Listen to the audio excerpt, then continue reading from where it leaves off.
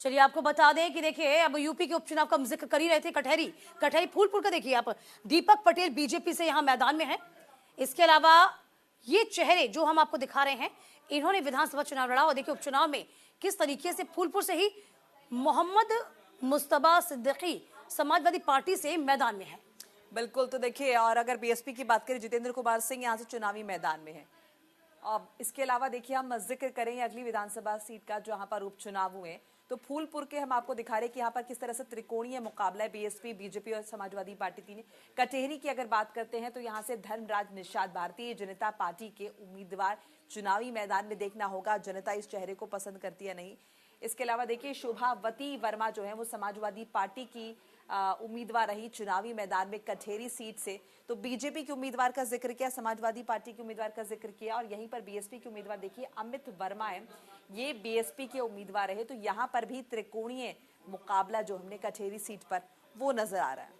देखिए बड़ी बात यह है कि किसी तरीके से समाजवादी पार्टी इस बार उपचुनाव लड़ रही है और पहली मर्तबा ऐसा है कि उपचुनाव में किस्मत आजमाई जा रही है। करहल का जिक्र कर रहे हैं, तेज प्रताप यादव समाजवादी पार्टी से, तब करहल सीट को लेकर समाजवादी पार्टी का ये गढ़ माना जाता है। जी हाँ, आपको बता दें तेज प्रताप यादव को किस तरीके समाजवादी पार्टी टिकट दिया था। इसके अलावा अवनीश शाक्य को बीएसपी ने मौका दिया।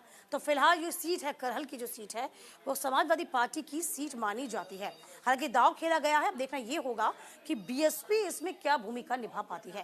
हालांकि बीएसपी ने तमाम उम्मीदवार मैदान में उतारे हैं, तो क्या ये उम्मीदवार काट करेंगे कि वाकई में जीतेंगे या फिर काट करेंगे, तो उसका फायदा क्या बीजेपी को या फिर किसी और को होगा, ये देखने वाली बात है। देखिए सीतामऊ सीट का भी जिक्र करें, नसीम सिद्दीकी समाजवादी पार्टी की उम्मीदवार, बीएसपी वीरेंद्र शुक्ला उम्मीदवार, आप देख सकते हैं ग्राफिक्स के जरिए आपको बता रहे हैं। शुभम पांडे जुड़ चुके हैं हमारे साथ, हमारे सहयोगी मुंबई से। शुभम, आज वो दिन आ गया जिसका लगातार इंतजार हम कर रहे थे। तमाम जो कयास है, तमाम जो अटकलें हैं, उन पर आज विराम लग जाएगा। बस कुछ ही वक्त की अगर हम देखें तो देरी है। क्या कुछ अपडेट आपके पास है? देखिए बस 1.5 घंटे का इंतजार, उसके बाद सारी तस्वीर साफ हो जाएगी कि महाराष्ट्र का जनादेश किसको मिलने जा रहा है, किसको काटा जाएगा, किसको बांटा जाएगा, कौन सेफ है कौन अनसेफ है। सारे जो डायलॉग बाजी महाराष्ट्र विधानसभा चुनाव में से, उसका रिजल्ट अब से 1.5 घंटे बाद आने शुरू हो जाएंगे।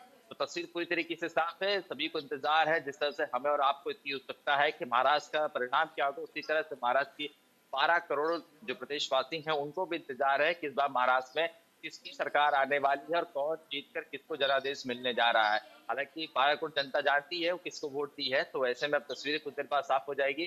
धीरे धीरे थोड़ा सा वक्त का 1.5 घंटे और इतने दिन इंतजार किए, 1.5 घंटे और इंतजार करना होगा, उसके बाद पूरी पिक्चर क्लियर हो जाएगी। जाहिर सी बात है शुभम, कुछ ही देर के बाद पिक्चर क्लियर होना शुरू हो जाएगी और 12 बजे तक हम कह सकते हैं कि तमाम परिणाम लगभग साफ हो जाएगा। इस बीच देखिए अभी तो ये तय होगा कि कौन सी पार्टी जीती, इसके बाद जद्दोजहद होगी सीएम पद को लेकर, जिसमें अभी से ही हम कहीं ना कहीं रार देख रहे हैं, चाहे वो महायुति हो या फिर कह सकते हैं कि एमवीए हो। इन दोनों में ही गठबंधन में किस तरीके से रार है।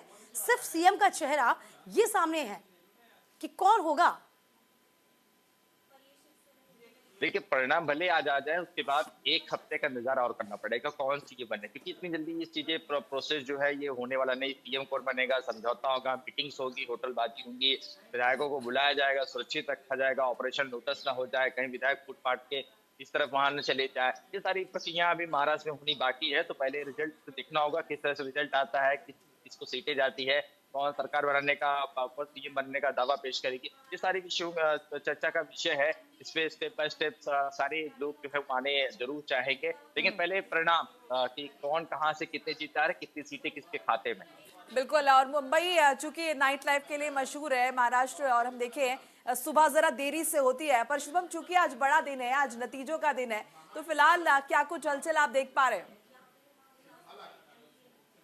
देखिए मुंबई शहर है जो कभी सोता नहीं है, और ये ऐसा शहर है जहां पर हमेशा जो कहते हैं अगर आपको काम करना है तो रात जागना पड़ता है। तो मुंबई में भी रात भर से कुछ सोया नहीं, चाहे वो नेता हो चाहे वो मतदाता हो, सुबह से इंतजार कर रहे हैं कि कब सुबह हो। और नेताओं की नींद तो वैसे भी हम कहते हैं कि उड़ी रहती है, क्योंकि उन्हें पता रहता है कि रात में सारे काम होते हैं, तो रात भर में क्या चीजें हुई ये नेता जाने। अब सुबह का इंतजार है कि किस तरह से रिजल्ट आते हैं, परिणाम आते हैं। तो उस घंटे की तस्वीर है, चाहे जो बड़े नेता हों, रात भर की उनकी नींद जो है पिछले 2 ढाई सालों में कुछ लोगों की नींद गायब हुई है। आज जो चैन से सोएंगे, क्या पता क्या वापस से नींद उड़ जाएगी 5 साल के लिए, ये वो तस्वीर कुछ घंटे में बयाँ कर देगी। जाहिर सी बात है, आंखों में नींद आएगी भी कैसे, जो कि आज का दिन वाकई में बहुत बड़ा है। अच्छा, शुभम, क्या चुनाव आयोग की ओर से ये कुछ चीजें साफ की गई हैं कि कितने राउंड में वोटिंग होगी और तैयारियां क्या, कुछ इस बाबत कुछ जानकारी? देखिए जो राउंड होती है विधायकों की विधानसभा सीटों में, वो 4 से 5 से 6 मिनिमम होती है। 5 से 6 मिनिमम राउंड होती है। उसमें से डिपेंड करता है जितने बॉक्सेस होते हैं, जब खुलते हैं, काउंटिंग होती है, तो ये तकरीबन 5 से 6 राउंड हो जाते हैं, कहीं-कहीं 7-8 भी पहुंच जाते हैं। लेकिन जो विन का परसेंटेज होता है, कहीं-कहीं जो मार्जिन अगर जाता है तो 3, 4, 5 में ही जो उम्मीदवार होते हैं उसे विजयी घोषित कर दिया जाता है। तो ये 5 से 6 राउंड की प्रक्रिया, लेकिन 12-1 बजे तक तस्वीर साफ हो जाएगी, किस विधानसभा सीट से कौन जीते आ रहा है, किस पार्टी की ज्यादा विधायकों की संख्या बढ़ती जा रही है।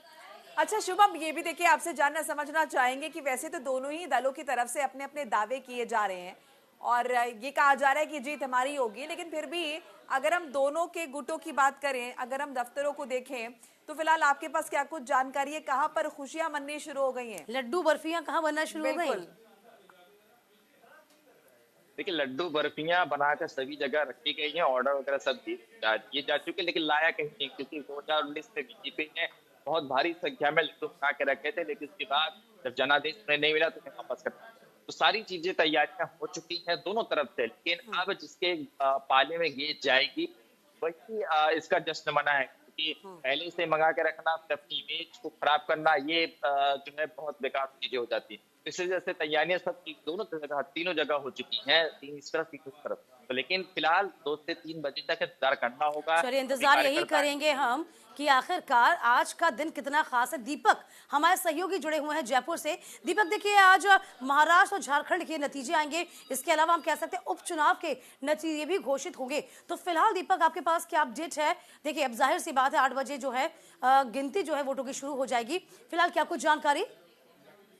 देखिए बिल्कुल राजस्थान की 7 विधानसभा सीटों पर जो है वो उपचुनाव है और मान के चलिए कि कहीं ना कहीं बहुत ज्यादा महत्वपूर्ण ये उपचुनाव होते हैं और सबसे ज्यादा हॉट सीट जो है वो टोंक उनियारा बनी है, जिस तरह से नरेश मीणा ने थप्पड़ मारकर वहां पर बवाल मचाया था और अपनी जीत का जो है वो दावा किया था। वोटिंग से पहले यानी कि दोपहर के बाद इन्होंने जो थप्पड़ जड़ दिया था, उसके बाद टोंक उनियारे में एक माहौल जो है वो खराब हो गया। तो सबकी निगाहें इसी सीट पर बनी हुई है। जो नरेश मीणा दावा करता है अपनी जीत का, क्या वो जीत पाएगा या नहीं जीत पाएगा। इसके अलावा बहुत सारे ऐसे नेता 7 विधानसभा सीट पर जरूर है, हालांकि जो 7 विधानसभा सीटें वो अभी मौजूदा में जो है बीजेपी सरकार है, लेकिन इस पर कोई खास असर पड़ने वाला नहीं है। बीजेपी जीत भी जाती है, हार भी जाती है, तो उससे कोई असर नहीं पड़ने वाला। लेकिन जो नेताओं की जो सेहत है उस पर जरूर असर पड़ने वाला है, क्योंकि भजनलाल जो है उनके नेतृत्व में, जो मुख्यमंत्री भजनलाल है उनके नेतृत्व में चुनाव जो है वो लड़ा जा रहा है। मदन राठौड़ जो है वो बीजेपी के प्रदेश अध्यक्ष है, उनके नेतृत्व में चुनाव लड़ा जा रहा है। दोनों मदन राठौड़ को नई नई जिम्मेदारी मिली है, तो देखना ये होगा कि वो इस जिम्मेदारी को किस तरह से निभाते हैं। इसके अलावा किरोड़ीलाल मीणा जो कि दौसा से उनके भाई चुनावी मैदान में जगमोहन मीणा, तो उनकी भी जो साख है वो यहाँ पर दांव पे लगी हुई है किरोड़ीलाल मीणा की। और उनके ठीक सामने जो है वो डीडी जो बैरवा जो कैंडिडेट है जो कांग्रेस के है, वो मान सकते हैं कि वो सचिन पायलट के गुट के माने जाते हैं। तो सचिन पायलट के यहाँ पर दाव पर इज्जत जो है वो दाव पर लगी है। इसी तरह ट्वीट करके मैं बात करूँ तो जो आरएलपी जो सांसद है हनुमान बेनीवाल, उनकी खुद की जो पत्नी है वो यहाँ पर कनिका बेनीवाल जो चुनावी मैदान में, तो उनके यहाँ पर साख दाव पे लग रही है। और बीएपी जो पार्टी जो कि बांसवाड़ा से। अच्छा, इस बीच ये बताइए, जो निर्दलीय हैं उनकी भूमिका कितनी ज्यादा सक्रिय है? हालांकि ये प्रश्न जो है वह हम महाराष्ट्र की ओर से ही पूछेंगे, लेकिन सबसे पहले ये बताइए, जो निर्दलीय हैं क्या वह गेम चेंजर हो सकते हैं? बिल्कुल आपने ठीक कहा, राजस्थान की लगभग 4 ऐसी सीटें जहाँ पर त्रिकोणीय मुकाबला, जिसमें निर्दलीय भी जो है वो टक्कर पे है। जिसमें मैं कहूंगा कि राजेंद्र गूढ़ा जो पहले कांग्रेस के समय में जो उनके साथ से मंत्री थे, फिर उनसे अलग हो गए और अब वो राजेंद्र गूढ़ा जो है वो जिन्होंने चुनाव लड़ रहे हैं और वो निर्दलीय कैंडिडेट है, वो कांग्रेस और बीजेपी को दोनों टक्कर दे रहे हैं। इसी तरह नरेश मीणा जो है वो टोंक उनियारा में जो है वो टक्कर दे रहे हैं। इसी तरह से जो है 2 अन्य सीटें वहां पर भी निर्दलीय जो है वो कनिका बेनीवाल आरएलपी से, और इसके अलावा ऐसे 1-2 सीट और है जहाँ से निर्दलीय जो चुनावी मैदान में, और लगभग 50 से अधिक निर्दलीय जो है वो इस चुनाव में 7 विधानसभा उपचुनाव सीट में 50 से अधिक निर्दलीय जो कि गेम चेंजर हो सकते हैं। सबसे ज्यादा बातचीत हो रही है टोंक उनियारे की, जो कि नरेश मीणा है जो निर्दलीय चुनाव लड़ रहे हैं। उनका दावा है कि चुनाव वो जीत रहे हैं।